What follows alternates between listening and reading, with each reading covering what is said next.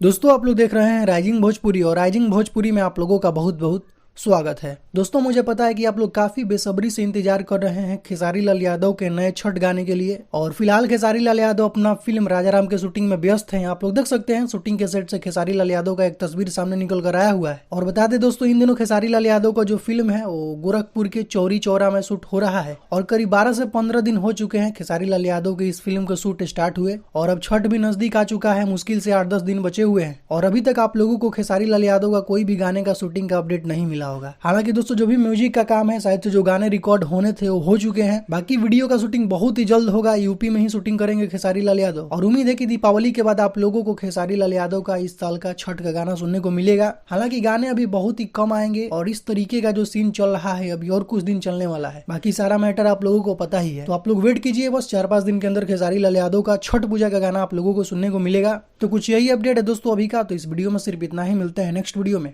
Thank you so much.